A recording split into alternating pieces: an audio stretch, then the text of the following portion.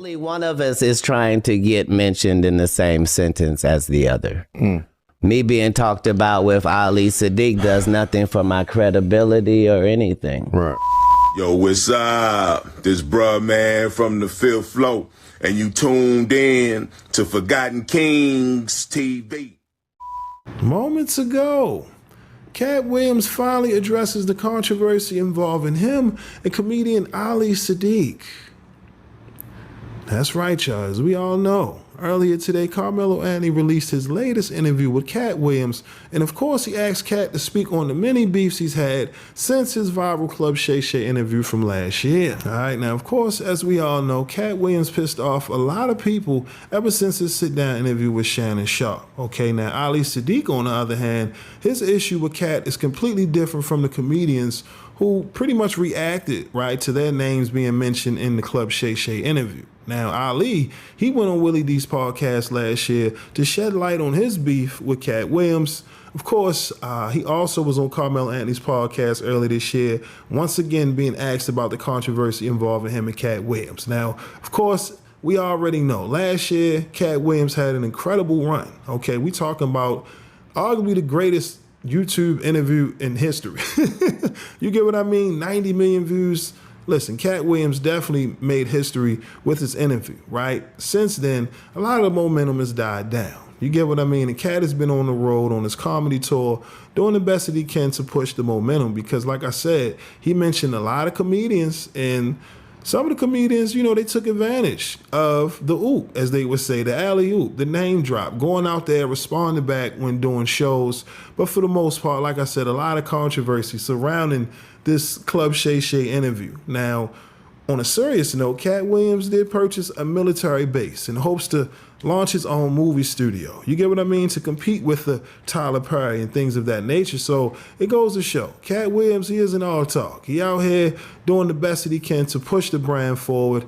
And of course, along the way, he's pissed off a lot of people. But in the end, this is the Katt Williams that the people love. You get what I mean? And like I said, with this interview with Carmelo Anthony, Carmelo, he tries his best to patch up the beef between Katt and Ali Siddiq.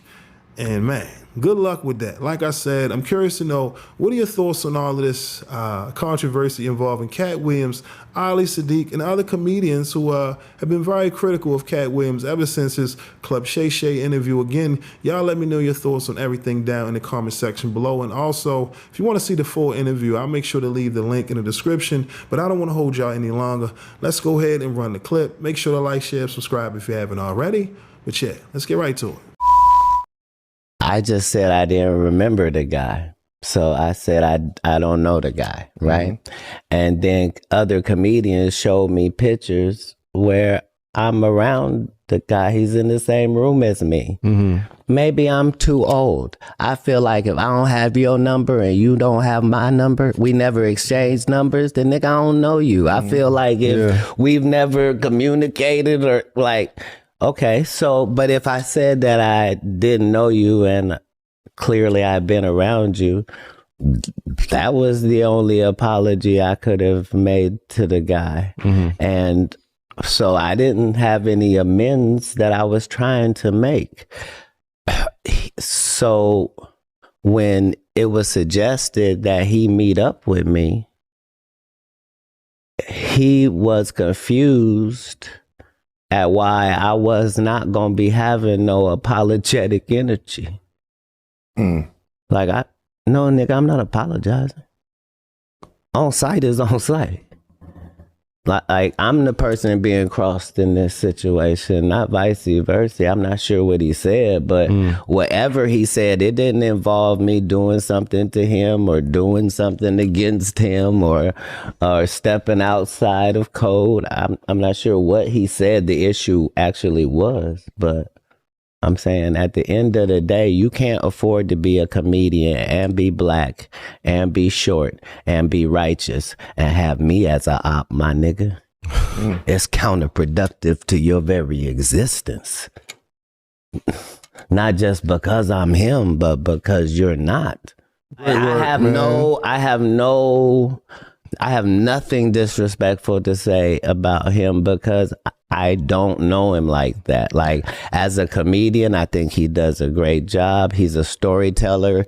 Generally, you got to be 80 years old to be a storyteller. Like, nobody does that even brand of comedy. Like, I don't see, that's why it can't, most of these can never be legitimate beefs, because I'm not an insecure person. Like, I'm a quick to say I'm sorry type nigga. Like, I would never let a nigga fuck around and damage both of our energies. Like, are you kidding? Like, but by the same token, if you don't really like me because you can't be me, then my job is to make it better and better looking for you, boy. Because you probably at the club and I'm probably at the arena at your hometown. I'm probably selling 21,000 tickets where you live. You probably at the club still. You probably is barking outside of your lane. Nobody in the WNBA get to talk sideways to Melo.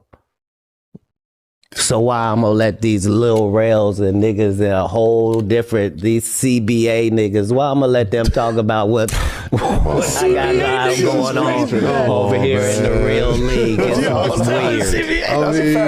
weird. What I'm saying is just everybody that I talked about on Shannon, if I said, like what I was saying about Cedric is, no, do you know how many times me and Cedric been in the same room? Like, no, I had to give him a pass. So do you think how you would feel if you gave somebody a pass for something and then 10 years after the pass, they act like the offense didn't even happen? Like, are you kidding? Of course I would have punched you in your bread basket. Are you kidding me? Like, there's no way. Like, so yeah, it do be legitimate beef, because if I say I don't like you, I mean that in the literal and the physical. Most of his story is fictitious, right? So he has worked a deal with the venue where the people that put on the shows, he got in the contract that he gonna open all the shows, that the comedy shows that come to this particular venue, right? So generally most artists aren't even the people that see their contracts. They don't know about none of that, right? But because I run all my stuff, I see all of the contracts, right? But when I bring my tour, I have 5 or 6 people opening for me, and they already come with us. Ali was not one of those people. He was not traveling with us. He was not on the tour. There are no posters and billboards that Ali was on tour with Katt. That does not exist. It was just for this venue, because this is the venue he had pull at, right? So he thinks, as a guy opening the show, that he can come out to Everyday I'm Hustling by Rick Ross and come do his set to start the show, when me, the headliner, is coming out to the same thing. I'm not even at the venue. It's my people telling this nigga, you cannot come out to that, nigga. What is this Katt show? And he's telling the comedians, y'all ain't even gonna be able to follow me. I come to do 30 minutes and I'm gonna kill. And like, by the time I get to the conversation, like,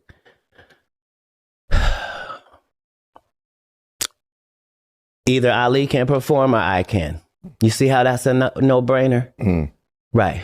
But because somebody did book him, maybe this is a money situation. So somebody get this man a check so that he didn't lose any money for coming out. I wouldn't want it to be that type of situation.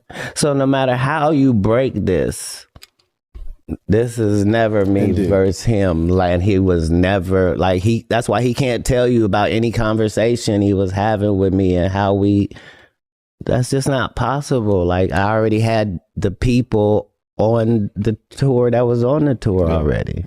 This is just a stop in Houston. You moving how you moving, and it's coming from 2 different directions. But he's aware of both of those directions. He's not unaware.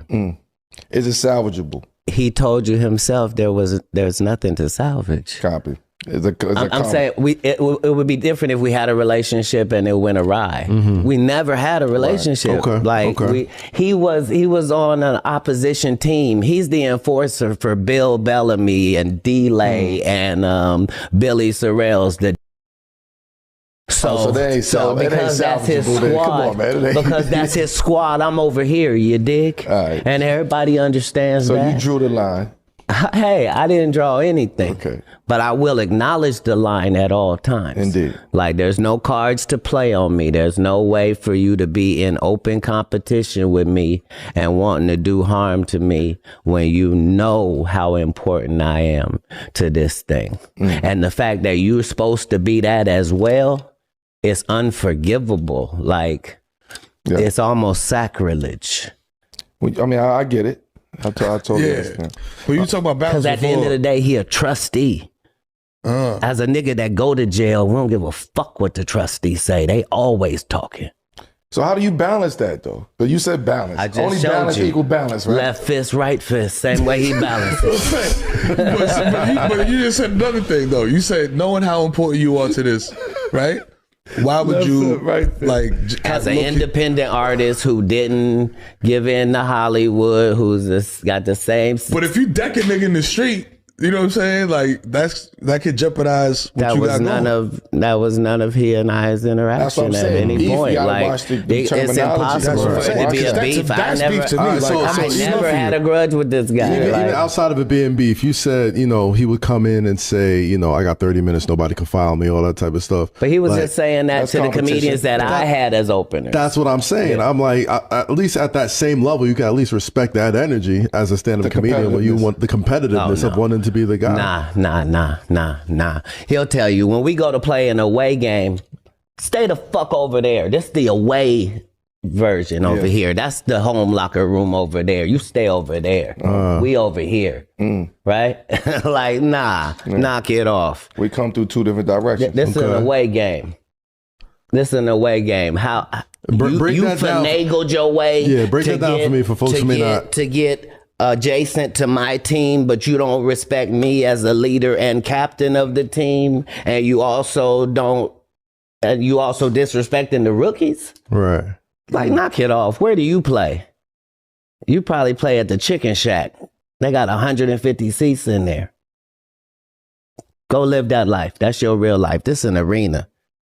This Toyota Center we talking about. Knock it off. It's a little different.